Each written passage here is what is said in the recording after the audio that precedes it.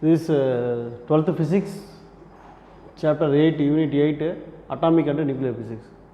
Last நம்ம என்ன பார்த்தோம்னா introduction of this chapter, அட்டாமிக்னா என்ன, நியூக்ளியர்னா என்ன, அதை பேஸ் பண்ணி நம்ம என்னென்ன அங்கே பார்க்க போகிறோம், இந்த சாப்டரில் என்னென்ன டிஸ்கஸ் பண்ண போகிறோன்றதை பார்த்தோம். And also I explained that what is an atom, structure of atom, some basic things to you. And also about the நியூக்ளியஸை பொறுத்து நம்ம அதில் என்ன இருக்கும் அப்படின்றத பார்த்தோம். எது ஸ்டேபிளாக இருக்கும், எது ஸ்டேபிளாக இருக்காதுன்னு பார்த்தோம். அது சில சயின்டிஸ்ட் நேம்லாம் பார்த்தோம். அவங்க வந்து என்னென்ன பண்ணாங்கன்றதுலாம், என்னென்ன இந்த சாப்டரில் கொடுக்க போகிறாங்கன்றதுலாம் நம்ம டிஸ்கஸ். ஓகே, ஸோ நவ் இப்போது ஒரு சார்ஜ்னாலே 2 types of charges, positive charge, negative charge. So நம்ம லாஸ்ட் யூனிட்லாம் பார்க்கும்போது யூஸிங் த டிஸ்சார்ஜ் டியூப் வச்சு தான் நம்ம பார்த்தோம். யூஸிங் த டிஸ்சார்ஜ் டியூப்னால் வேக்யூம் சேம்பர் வச்சு தான் நம்ம கேத்தோடில் நம்ம எலக்ட்ரான்ஸ் வந்து பாஸ் பண்ணோம். இது ரொம்ப ஏற்கனவே பார்த்தது. But the same way here electrical discharge through gases புதுசாக இருக்குல்ல. ஏன்னா கேஸஸில் வந்து எலக்ட்ரிக் சார்ஜை வந்து நம்ம டிஸ்சார்ஜ் பண்ண முடியாது, கேஸில் ரொம்ப கஷ்டம். அதே மாதிரி ஒரு எலக்ட்ரான்ஸில் பண்ணிடலாம், ப்ரோட்டான்ஸில் பண்ணிடலாம், அது பார்ட்டிகல்ஸ் ஈஸியாக பண்ணிடலாம். Solid, liquid, case. லிக்யூடில் கூட நம்ம கடத்திடலாம், பட் சாலிடில் கடத்திடலாம், not possible in gases. So how can it possible, எப்படி அதை நம்ம கேஸஸ் மூலயமா நம்ம எலக்ட்ரிக் சார்ஜை எப்படி நம்ம பாஸ் பண்ணுறது, அதில் நம்மளுக்கு என்ன எப்படி கிடைக்க போகுதுன்றதை இந்த பகுதியில் நம்ம டிஸ்கஸ் பண்ண போகிறோம். So the electrical discharge through the gases, வாயுக்கள் மூலமாக மின்னோட்டத்தினுடைய இடப்பெயர்ச்சி ஆக போகுது. இப்போ gases at normal atmospheric pressure are poor. Gases at normal atmospheric pressure are poor conductors of electricity. இந்த வார்த்தை என்ன போச்சு, it is the poor conductor of electricity. அது கண்டக்டே பண்ணாதுன்னு சொல்லலை, புவர் கண்டக்டர். கொஞ்சமாக அப்படி அவ்வளோ சீக்கிரம் அது கடத்தாது, ஏற்றுக்காது. ஏன் ஏற்றுக்காதுன்னா there is no free electrons இல்லை. ஆல்ரெடி வி டிஸ்கஸ்ட் இந்த 7th யூனிட். என்ன டிஸ்கஸ் பண்ணோம், ஃப்ரீ எலக்ட்ரான்ஸ்னால் என்னென்னு பார்த்தோம். ஃப்ரீ எலக்ட்ரான்ஸ் எங்கே இருக்கும், it's are place in the surface of the metal. when we give the charges, when we give the potential difference through the metal, automatically free electrons randomly moved here and there. So that electrons moves from cathode to anode. Already we discussed in the 7th unit. So by that method நாம் இங்கே என்ன சொல்லணும்னா, case வந்து ஒரு normal atmospheric pressure கிடையாது. ஒரு normal atmospheric ப்ரெஷரில் அது ஒரு புவர் கண்டக்டர் ஆஃப் எலக்ட்ரிசிட்டி. அப்போ இந்த வார்த்தையிலே நம்மளுக்கு அர்த்தம் புரிஞ்சு போச்சு. நார்மல் அட்மாஸ்பியரிக் ப்ரெஷர் நார்மலாக இருக்கும்போது, ஒரு வளிமண்டல அழுத்தம் நார்மலாக இருக்கும்பொழுது it is not able to conduct the electricity. So அதனால் அது புவர் கண்டக்டர் நம்ம சொல்லிட்டோம். எப்போ, நார்மல் அட்மாஸ்பியரிக் ப்ரெஷரில். ஏன் அப்படின்னா it have no free electrons. அப்போ இதில் நீங்கள் ஒரு கேள்வி கேட்கலாம், அப்போ நார்மல் அட்மாஸ்பியரிக் ப்ரெஷர்னு சொன்னாலே நம்ம ப்ரெஷரை வந்து அட்ஜஸ்ட் பண்ணால், அட்மாஸ்பியரிக் ப்ரெஷர்லேருந்து ப்ரெஷரை அட்ஜஸ்ட் பண்ணால் ஒரு வேளை அது கிடைக்குமோ, ஒரு வேளை அது டிஸ்சார்ஜ் ஆகுமோ அப்படின்னு ஒரு கேள்வி வருது.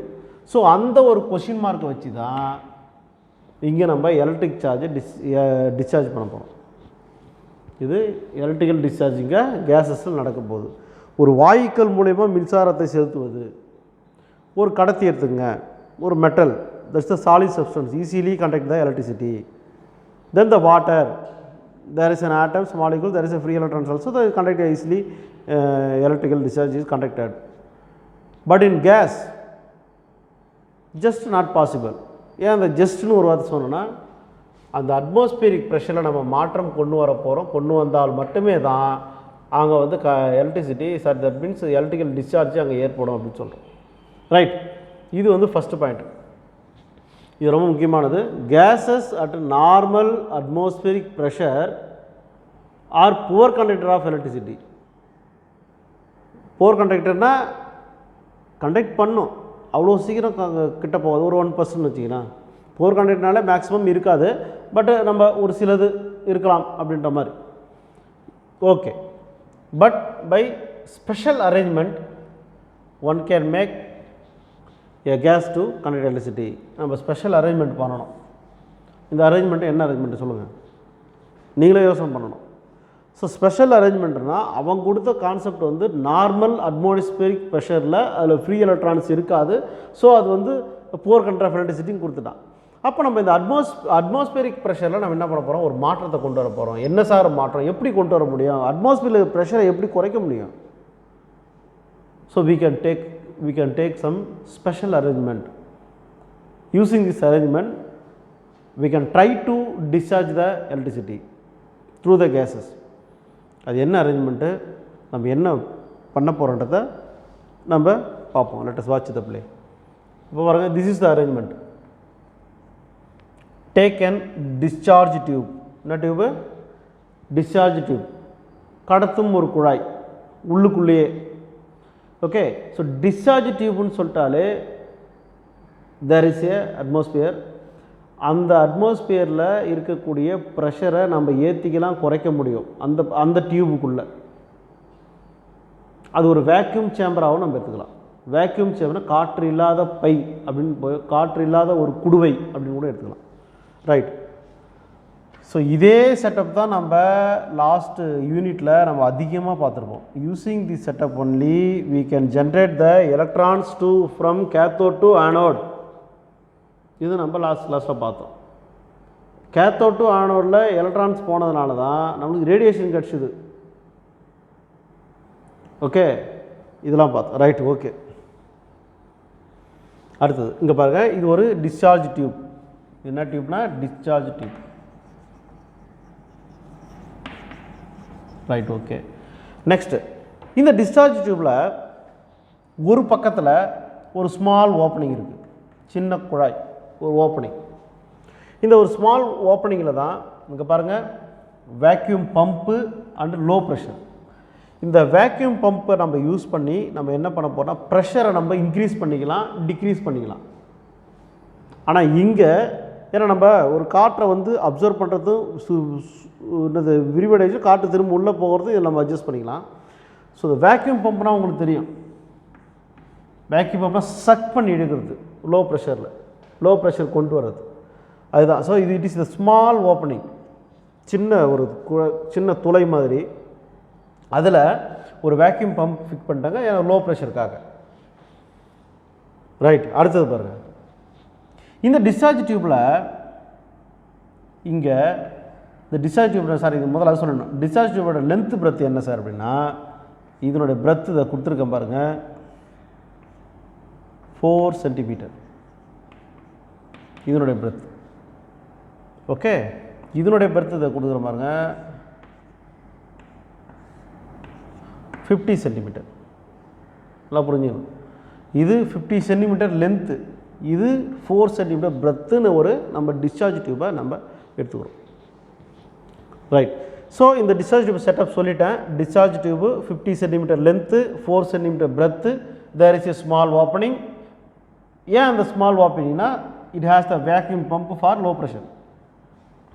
குறைந்த அழுத்தத்தை கொடுப்பதற்காக அங்கு ஒரு வேக்யூம் பம்ப் லோ ப்ரெஷர் கொடுக்குது. ரைட், அடுத்து பாருங்கள். இப்போ இந்த செட்டப் பிடிச்சி போச்சு. இப்போ இதுக்குள்ளே 2 electrode, one of the one cathode, another one anode. Okay, 2 electrode நம்ம எடுத்துக்கணும். அது கேத்தோட ஆனோட 2 எலக்ட்ரோட் நம்ம எடுத்துக்கணும்பா. ரைட். ஸோ ஃப்ரம் ஒரு இடத்துல இருந்து நம்ம என்ன பண்ணுறோன்னா ஒரு high tension power, high tension பவர்னால் ஹை பொட்டன்ஷியல்னு அர்த்தம்.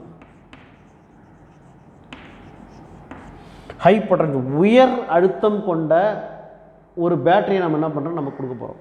உயர் அழுத்தம் கொண்ட ஒரு பேட்டரி.